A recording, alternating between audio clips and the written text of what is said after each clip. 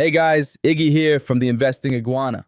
Today we're tackling a big, messy question that's splitting Singapore investors right down the middle. Is the Johor Bahru property a smart move right now, or a shiny distraction? If Singapore feels pricey and policy is tight, JB looks like the obvious relief valve. But cheap is not the same as value. The real test is simple. Does a JB property improve a Singapore portfolio after taxes, currency swings, liquidity, and the time it takes to manage the thing? Here's what you'll get in this video.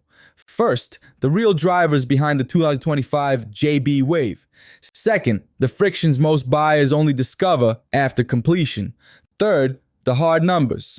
A clear cash flow comparison between a JB unit and a similar sized SG REIT allocation. Then how market psychology and RTS timing change entry points. We'll end with precise buy, hold, avoid calls, a risk framework that actually works, and a 30, 60, 90-day action plan. This video is adapted from my latest in-depth Substack deep dive. If you want all the tables and checklists, grab it there. Link in the description. Quick intro, if you're new, I'm Iggy, a Singapore-based investor and market analyst. I break complex ideas into clear, actionable playbooks for SG investors. On this channel and on Substack, the goal is the same: better decisions and better compounding. Here's the roadmap for today, mirroring the Substack article: the JB lure, on-the-ground reality; the Singaporean dilemma, market psychology; expert insights; the verdict; and your next steps. Let's go. Why now? 3 simple forces. Number 1, the RTS link. It's planned to start service in December 2026. Think 5 minutes from Woodlands North to Bukit Chergar. Frequent trains and high peak capacity. This doesn't just cut travel time, it changes where people are willing to live and what they are willing to pay in rent. In plain English, rent follows commute time, not maps. In the article, you'll see a quick visual with the RTS basics: service window, peak capacity, headways, and that 5-minute end-to-end run. The punchline is simple. Near-station assets gain depth in tenant demand. Depth is resilience. Number 2, the Johor-Singapore Special Economic Zone. This is policy meeting scale. Companies that want Singapore proximity but lower operating costs can set up across the strait. That shifts JB demand from speculative to employment-driven.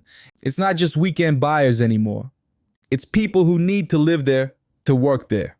Number 3, FX. In late August 2025, the SGD buys around the high 3.2s MIR. That flatters entry prices and gives Singapore buyers confidence. But FX is a two-way door.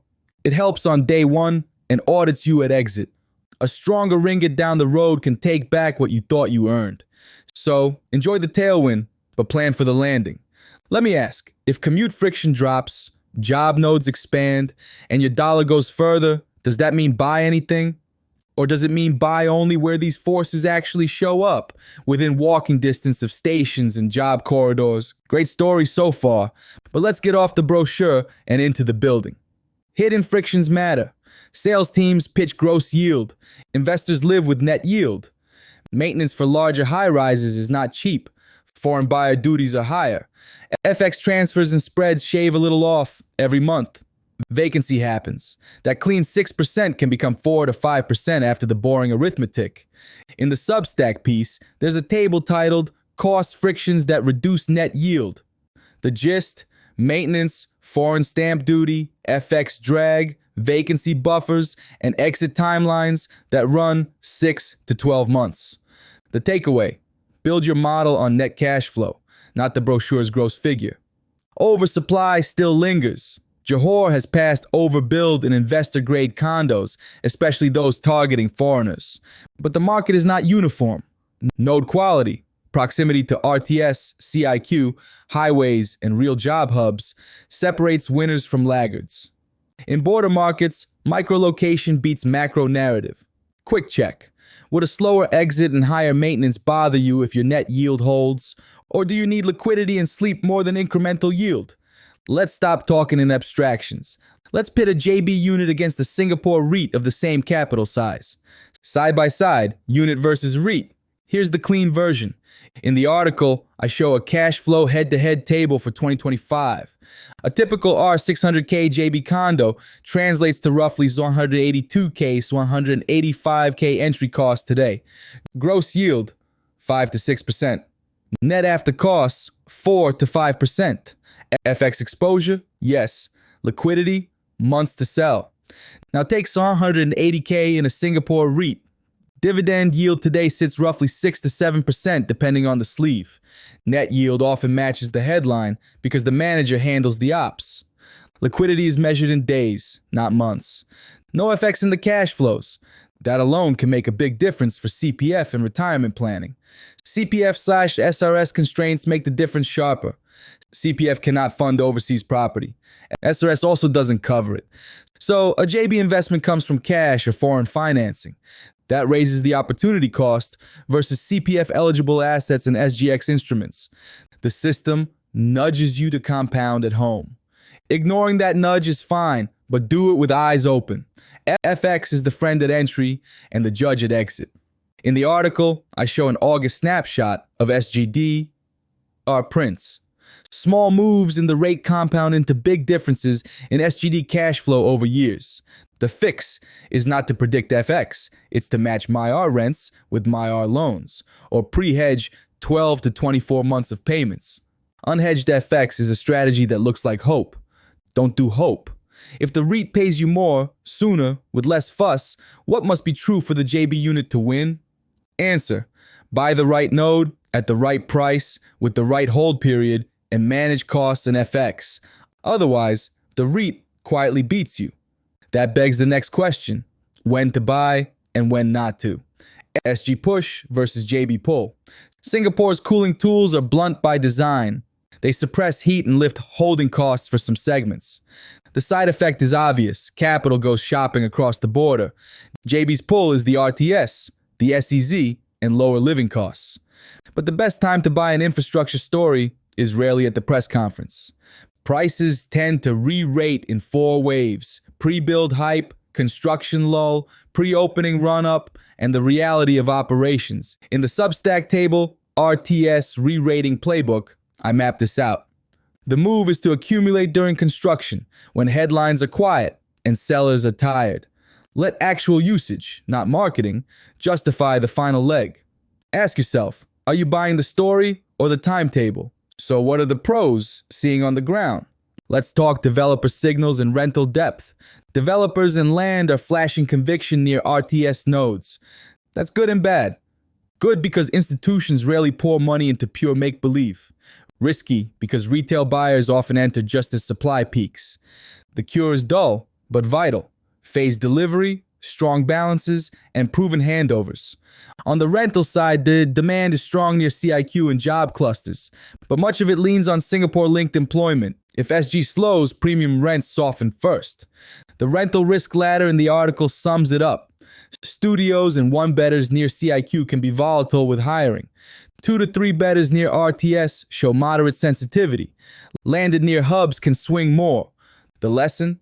Aim where the biggest tenant pool can pay median rents. Depth beats height. Are you pricing to impress on day 1 or to survive year 5? With that context, let's get decisive. Buy, hold, or avoid. Buy if you have excess cash after maxing CPF and SRS, a 5 to 10 year horizon, and a unit within 2 kilometers of RTS or strong job nodes. In that lane, JB can add a distinct income stream and optionality for future living. Hold SG property if leverage is sane and yield service debt. Singapore's liquidity, governance, and CPF integration are hard to beat for long-term compounding. Avoid JB if you need quick exits, set and forget operations, or if FX gives you ulcers. In that case, SG REITs or domestic instruments likely fit your plan better. Risk management that works is simple. Hedge what hurts. Use MyR loans to match income or pre-hedge 1 to 2 years of payments. Buy developers, not dreams. Track records matter. And write your exit rule before signing. Target IRR, max hold years, vacancy tolerance. In the article's pre-commit checklist, I make this a pass-I-fail sheet. If 2 items fail, walk. If 1 fails, price it in.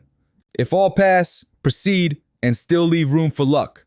If you want the full charts, the checklists, and the written playbook, including the cost friction table, the REIT versus unit comparison, the FX snapshot, the RTS timing guide, and the pre-commit checklist, grab the Substack post. Link is below. The window is open, but narrower than the headlines suggest. Construction and pre-opening phases still offer deals, but land near stations has repriced. The best buys sit where fundamentals are rising but not fully priced, walkable to stations, close to jobs, and rentable to median incomes. Pay for utility, not promise. Start with purpose, income, diversification, or future living. That choice drives unit type, location, and financing. Build a short list with rent comps and developer histories. Run gross to net numbers with vacancy and FX. Compare it to an SG REIT plan for the same capital. If the JB plan still wins after risk adjustments, proceed with hedges and a clear exit rule. If not, take the easy win. The REIT will still be there tomorrow, and it will be liquid if plans change. Here's my view after running the numbers. For most Singapore investors, it still makes sense to max CPF and SRS, then use SGX income assets as the core. A JB property can be a smart satellite if three conditions hold.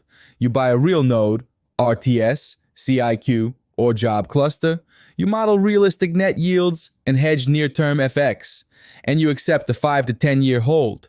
If any of those break, the SG REIT path likely outperforms on a risk-adjusted basis. So here's the question I'll leave you with. Are you trying to buy yield, or are you trying to buy a system that produces reliable cash flow? If it's the system, the discipline matters more than the brochure yield. Let's recap by the article's order. 1. The drivers, RTS, SEZ, FX, explain the 2025 wave. 2. Real frictions, maintenance, duties, FX, and time, cut gross to net. 3. In a unit versus REIT face-off, the REIT often wins unless you buy the right node and hold with discipline. 4. Timing beats hype in transport cycles. 5. Developers and rentals show promise. If you stick to depth, over dazzle. 6. The verdict. Buy with excess cash and a long runway near RTS or job nodes. Hold SG assets if they work. Avoid if you need liquidity or hate FX. 7. Turn the plan into action with a 30-60-90 and a clear exit rule.